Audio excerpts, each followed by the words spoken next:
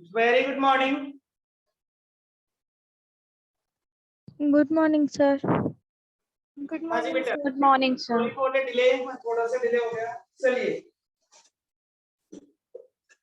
आपको last class में MCQ वगैरह पढ़ने के लिए दिए थे, पढ़ लिए क्या आपने? Yes sir. Yes, sir. पक्का?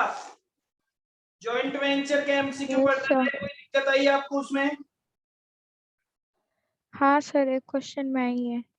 एक क्वेश्चन में दिक्कत है, बताओ।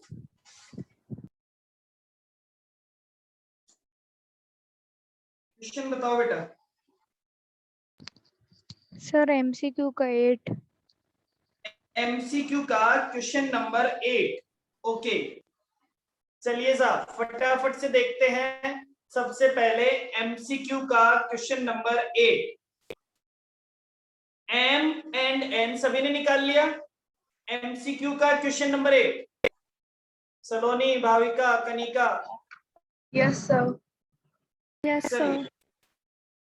ये कह रहा है M and N enter into joint venture where M supplies goods worth rupees 6,000 and spent rupees 100 on various expenses। ठीक है साहब, तो इसने कहा कि M ने सप्लाई किए थे आपको 6,000 रुपए के गुड्स और 100 रुपए खर्च किए and sell the entire lot for 7,500, meeting selling expense amounted to rupees 200। Profit sharing ratio equal है and remit M the due amount. चलिए साहब, तो सबसे पहले मुझे बताइए, सबसे पहले तो ये बताइए इस पूरे काम में प्रॉफिट कितने रुपए का हुआ है?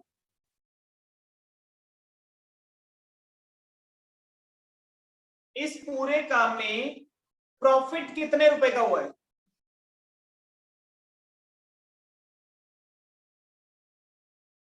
देखिए, सेलिंग का अमाउंट कितना था? सेल्स का अमाउंट था 7,500। 6,000 रुपीज का तो गुड्स था, 100 का एक एक्सपेंस था और 200 का एक एक्सपेंस था। ठीक है, ये पैसा आया था एम के पास, ये था एम का और ये भी था एम का और ये था एम का। तो इसके बाद आ गया साहब प्रॉफिट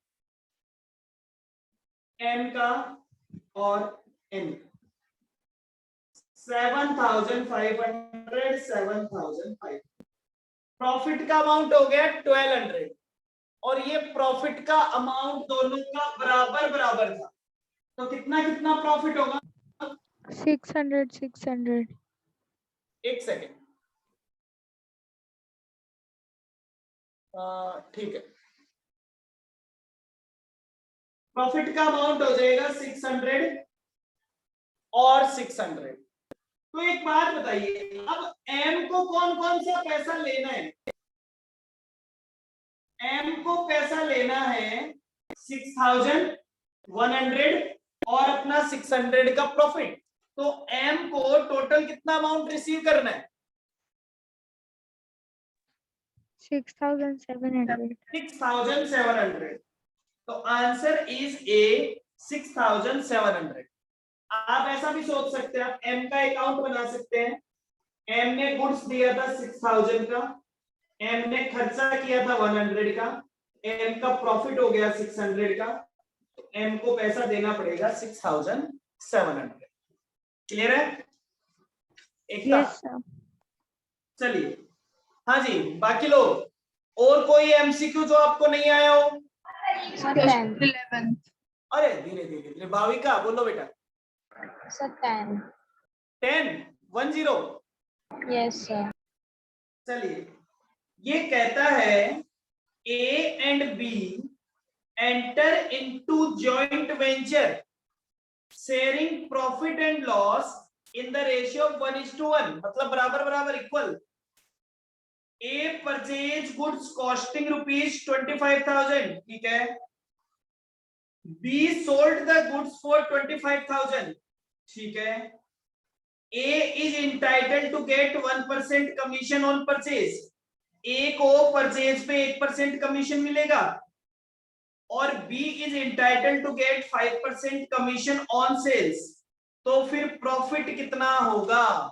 ये तो बहुत इजी सा टास्क है. चलिए साहब अभी देख लेते हैं. सबसे पहले हमने कहा कि आपने गुड्स परचेज किया 20,000 का, इसको सेल किया 25,000 में.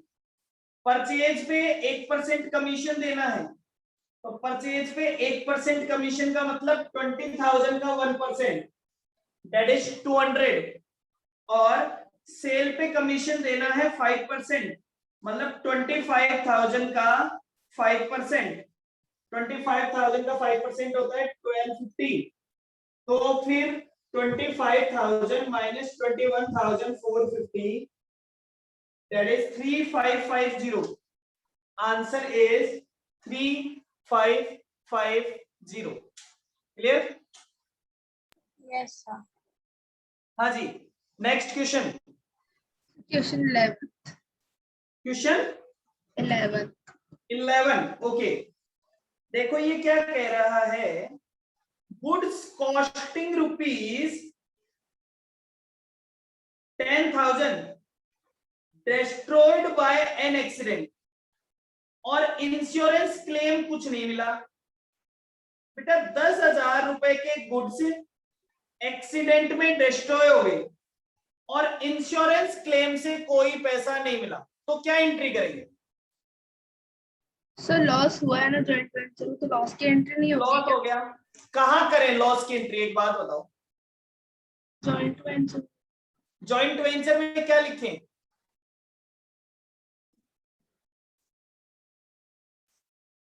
बोलो बोलो, सोचो, सोच के देखो क्या लिखे जॉइंट वेंचर में.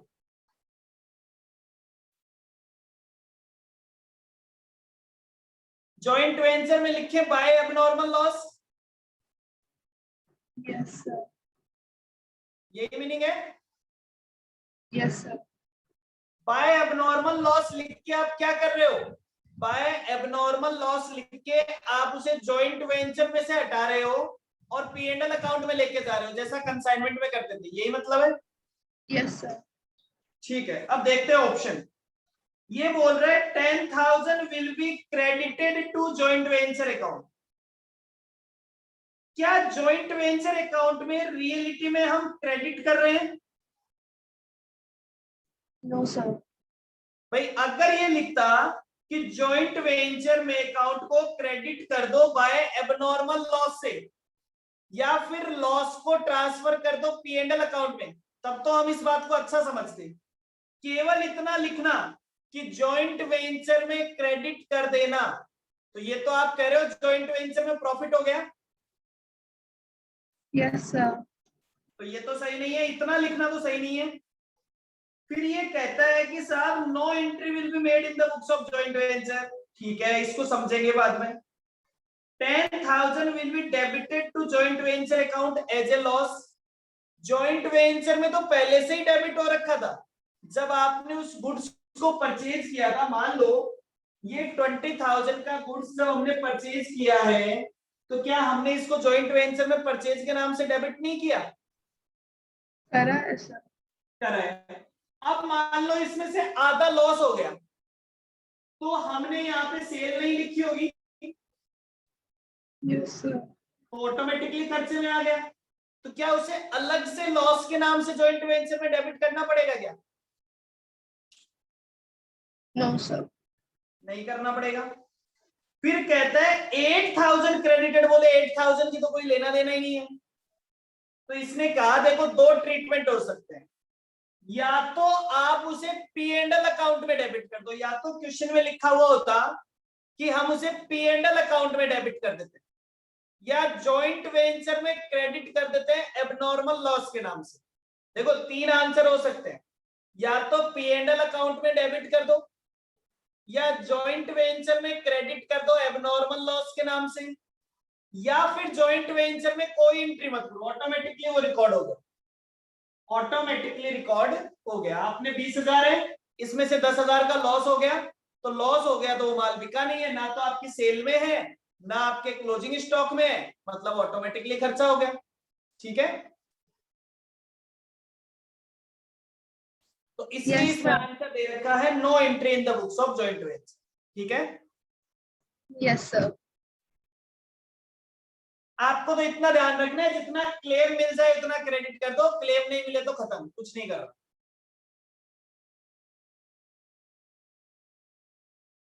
Yes, sir. और बताइए,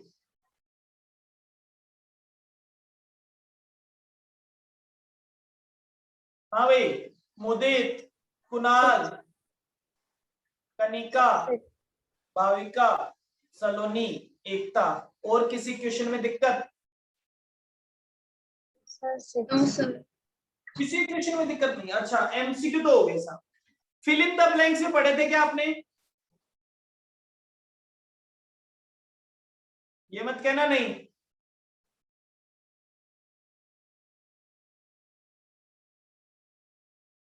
हाँ भी नहीं कहेंगे सर, हमने नहीं पढ़े है ना।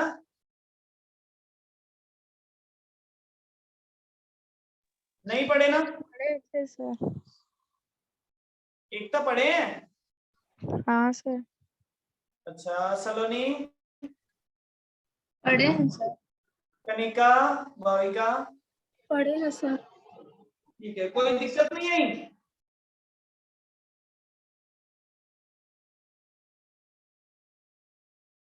हाँ जी, कोई भी दिक्कत नहीं है? सर ये 13th 13 नंबर, 7th। 7 नंबर, बिल्कुल। देखो ये क्या कह रहा है, it's the concept which the joint venture does not follow. एक बात बताओ बेटा, जॉइंट वेंचर कितने टाइम के लिए किया जाता है? शॉर्ट टर्म के लिए यस सर। या फिर किसी स्पेसिफिक पर्पज को पूरा करने के लिए? Yes sir. Just a minute.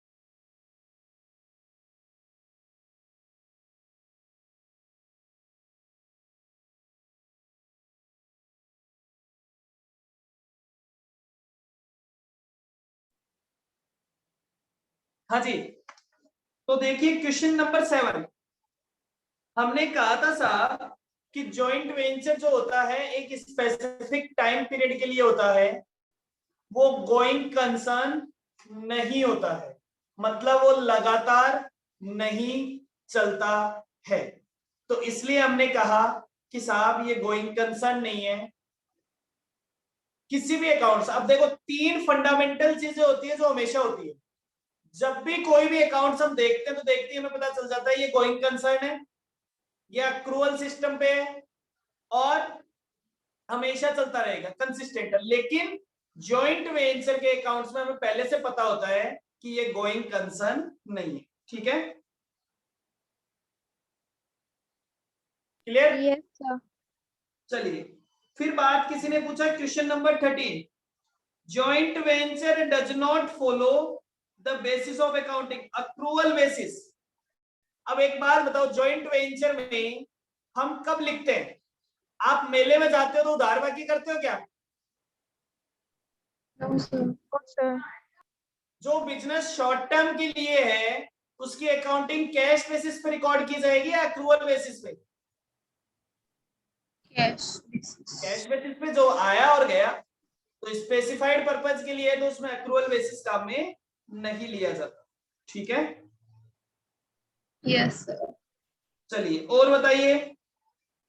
Sir, fifth. कौन सा? बेटा आप लिख दिया कीजिए ना वो नंबर में, ज्यादा बेटर, नंबर में प्रॉब्लम होती है।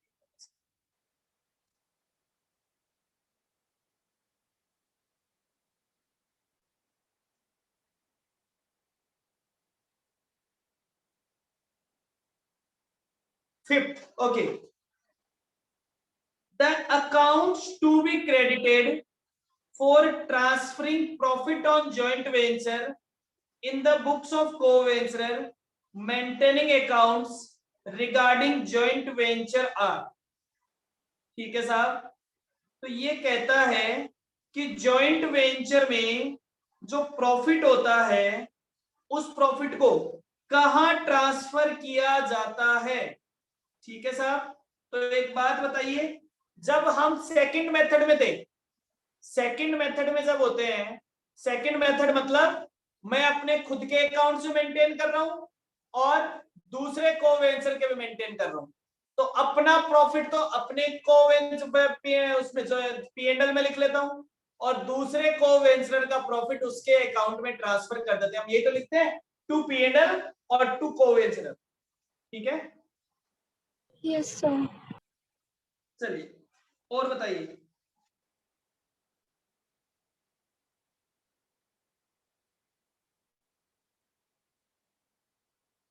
Nine is not a part of double entry system memorandum account.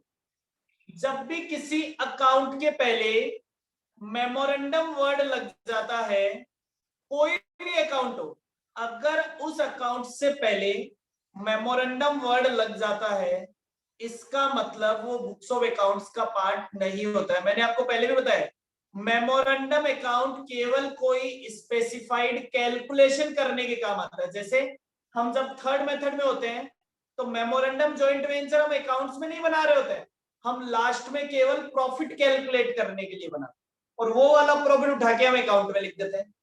तो मेमोरेंडम केवल बुक्स ऑफ अकाउंट्स का पार्ट नहीं होता है। ठीक है, Yes, sir. Okay, next.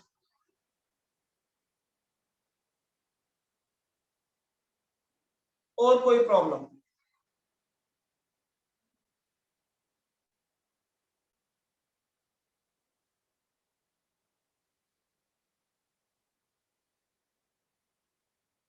जल्दी से बताएं।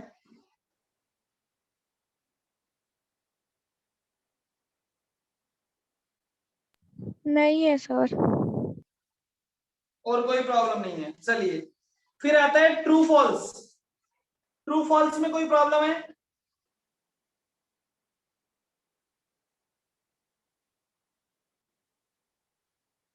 ट्रू फॉल्स का फोर्थ, ट्रू फॉल्स का फोर्थ है the transaction regarding transfer from goods from one vendor to another vendor will affect book keeping, आपको याद है आप एक क्वेश्चन किया था जिसमें एक कोवेंसर ने दूसरे कोवेंसर के यहाँ पे कुछ गुड्स भेजा था, तो क्या आपने गुड्स भेजने की कोई एंट्री की थी?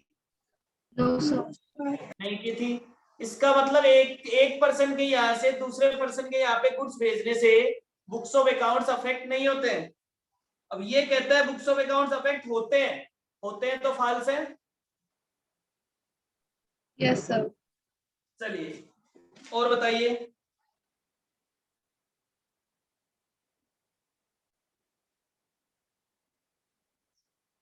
नहीं है कोई क्वेश्चन?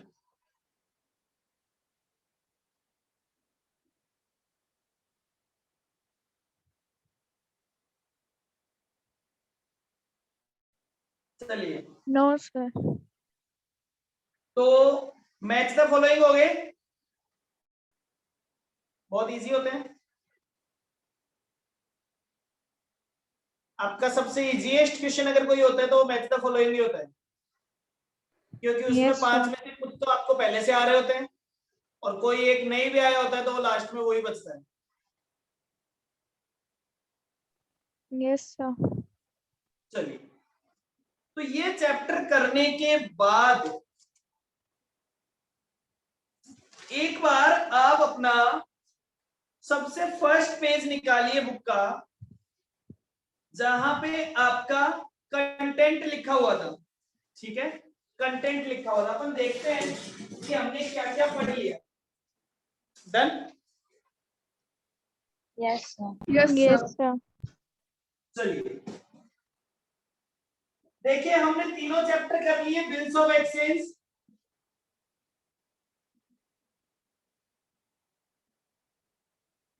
Consignment, joint venture. अगर किसी का नहीं हुआ है तो कोई दिक्कत नहीं है, हम दोबारा जरूर करेंगे पूरा का पूरा। मैं एक बार की बात कर रहा हूं, ठीक है? डन? Yes, sir. तो ये पूरा सेक्शन हमारा हो गया। इसके बाद जो ऊपर वाला पोर्शन था उसमें अपने प्रैक्टिकल पोर्शन जो था वो अपन ने कर लिया। प्रैक्टिकल में अपना था bank reconciliation statement, BRS. Fifth था रेक्टिफिकेशन ऑफ एरर।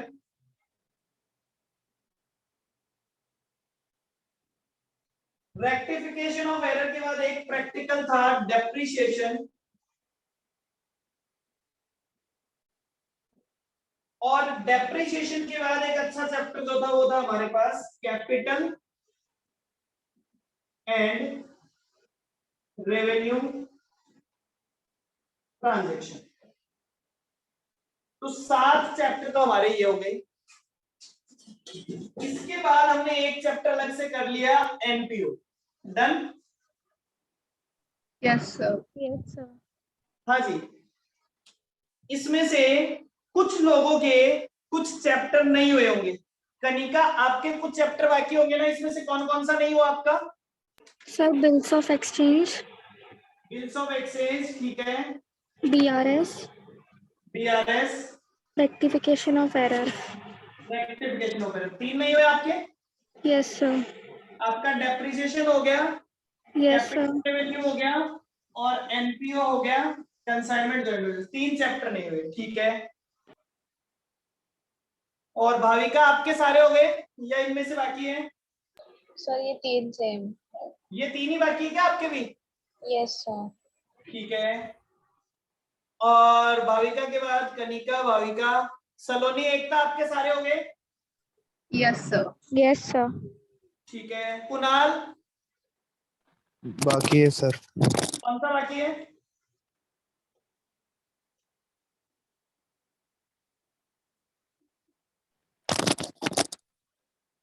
चेक करके बता दीजिए तो मैं आपको उनके लिए क्लासेस दे देता हूं, जिससे आपके वो टॉपिक भी हो जाए, अगर एक दो ही टॉपिक बाकी है तो। जॉइंट वेंचर और जॉइंट वेंचर बाकी है? Yes sir. यार जॉइंट वेंचर तो अभी वही तो पढ़ रहे हैं। सर वो मैंने इसके अंदर क्लासेस कम ली है ना। अच्छा हाँ ठीक है, वो तो अभी मिल जाएगा। पुराने वाले में बताइए, पुराने वाले में कोई बाकी है? No sir. पुराने वाला कोई टॉपिक ऐसा जो आपने ना पढ़ा हो?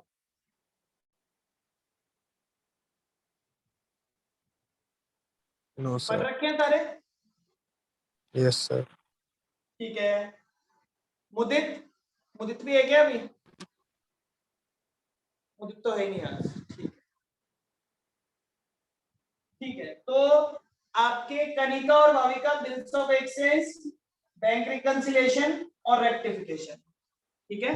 तो मैं धीरे धीरे अभी आपको इनकी क्लासेस दे देता हूँ एक एक चैप्टर की, तो आप इनको कंप्लीट कर लीजिए।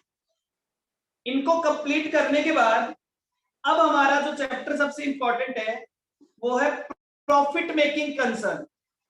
Profit making concern, financial statement, final accounts of profit making concern, ठीक है। Yes, sir. अब हम पढ़ते हैं final account of profit making concern. अच्छा, आप सबसे पहले तो मुझे ये बात बताइए कि फाइनल अकाउंट से आप क्या समझते हैं?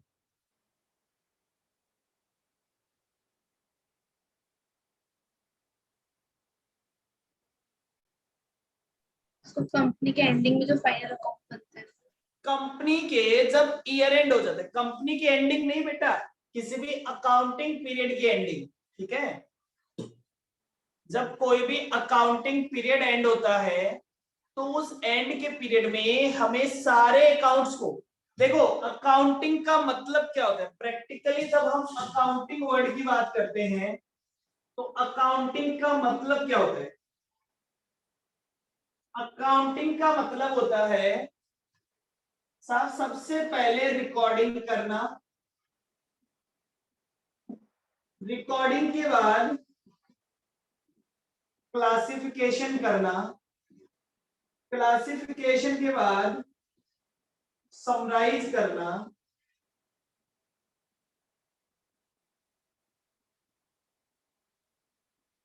एक सेकंड,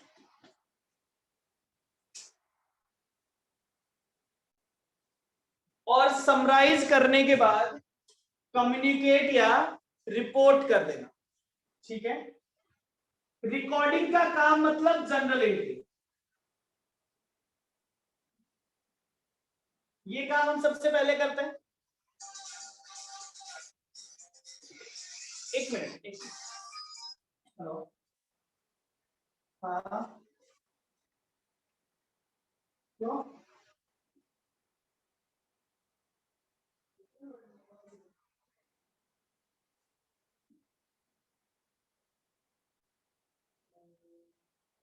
क्लास के बाद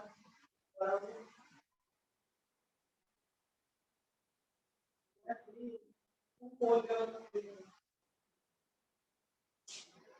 तो और क्या करें?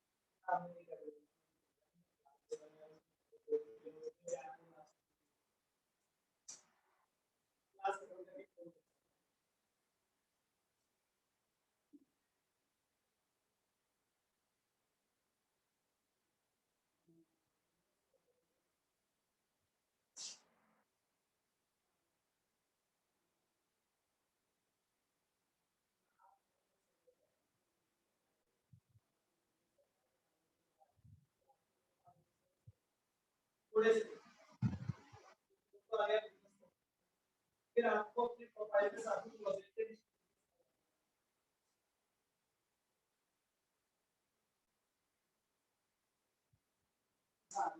थोड़ा सा थोड़े से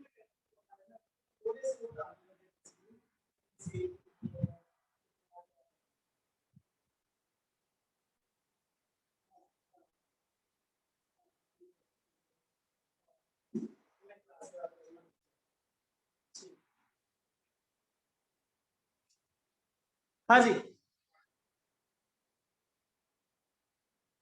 तो हमने कहा कि साहब क्लासिफिकेशन का मतलब होता है लेजर अकाउंट्स, और समराइज का मतलब होता है फाइनल अकाउंट्स। अब फाइनल अकाउंट में जैसे हमने नॉन प्रॉफिट ऑर्गेनाइजेशन की बात की, तो नॉन प्रॉफिट ऑर्गेनाइज समराइज करना है, मतलब हमने जितने भी लेजर अकाउंट्स बनाए हैं उनसे हमें निकालना है प्रॉफिट एंड लॉस।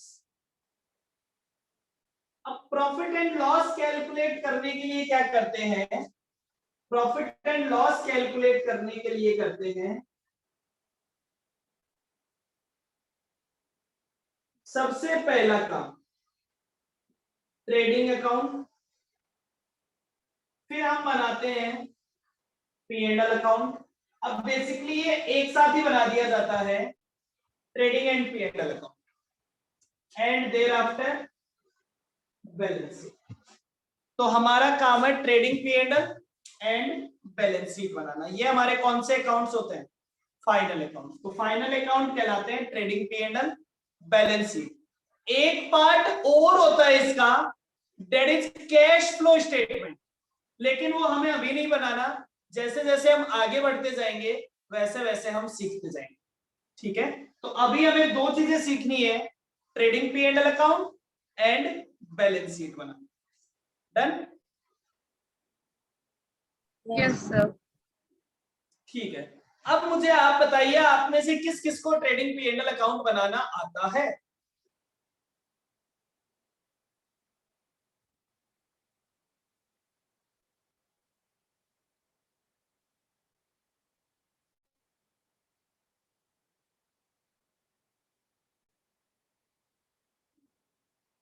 सलोनी, आपको ट्रेडिंग P&L बनाना नहीं आता?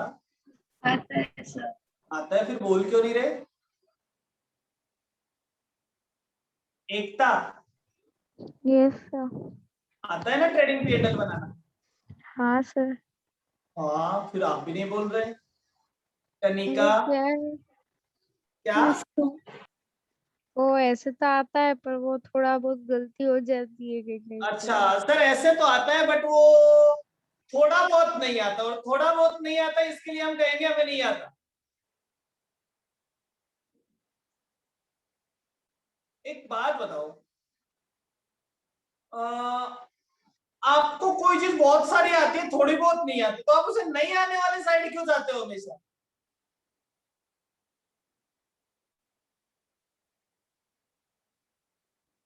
चलो, तो अरे हमें आता है, सब आता है, ठीक है ना। सबसे पहले बात करते हैं ट्रेडिंग और P&L। अब मैं एक बार इन दोनों को अलग अलग नहीं बोल रहा, मैं कह रहा हूं ट्रेडिंग और P&L एक है। ट्रेडिंग P&L क्यों बनाते हैं?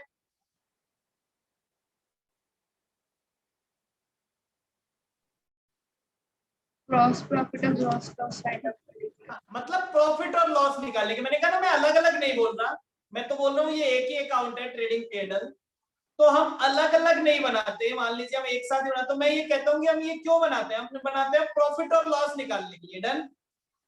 Yes sir. Yes sir. Profit और लॉस निकालने के लिए। अब जब प्रॉफिट और लॉस की बात आती है तो केवल दो ही चीजें होती है, इनकम और एक्सपेंस। अगर आपको इनकम पता है और आपको एक्सपेंस पता है तो आपका प्रॉफिट और लॉस आ जाएगा, यस सर।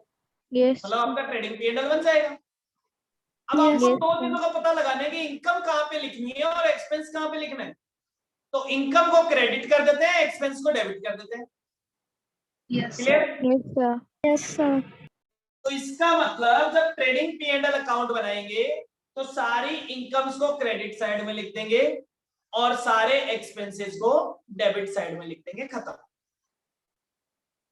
नेट प्रॉफिट और लॉस आ जाएगा। मुझे नहीं पता मैंने ट्रेडिंग बनाया है या P&L बनाया। अब हम चाहते हैं कि हम ट्रेडिंग अकाउंट भी बनाए और उसमें P&L भी बनाए। इसका मतलब आप अपने बिजनेस में जो चीजें, ट्रेडिंग बनाने का मतलब क्या है, मेरा काम, मान लो मेरी शॉप है, अब शॉप का सबसे मेन पर्पस क्या है, परचेज सेल करना, यस सर। मतलब ट्रेडिंग एक्टिविटी करना। तो यस मेरा सर। ट्रेडिंग करने से कितना प्रॉफिट हुआ है या कितना लॉस हुआ है, और अदर चीजें जो इनडायरेक्टली उससे रिलेटेड है, तो उन चीजों से कितना प्रॉफिट और कितना लॉस हुआ है। इसका मतलब मैं अपने डायरेक्ट ट्रांजैक्शन को, जो मेरी मेन बिजनेस एक्टिविटी है, उसका प्रॉफिट अलग से पता लगाना चाहता हूं, और उससे रिलेटेड जो खर्चे या एक्सपेंस इनडायरेक्टली हो रहे उनको अलग से लिखना चाहता हूं। तो इसका मतलब क्या है, जो आपकी डायरेक्टली ट्रेडिंग एक्टिविटी होगी वो तो हम लिख देंगे ट्रेडिंग अकाउंट में, और उसके अलावा जो भी खर्चे इनडायरेक्ट होंगे उनको हम लिख देंगे P&L अकाउंट में। डन।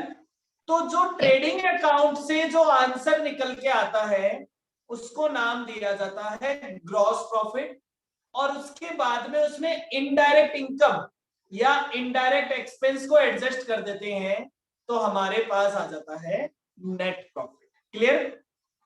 Yes sir. अब मुझे एक बात बताइए, आपके बिजनेस में डायरेक्टली ट्रेडिंग एक्टिविटी कौन कौन सी होगी?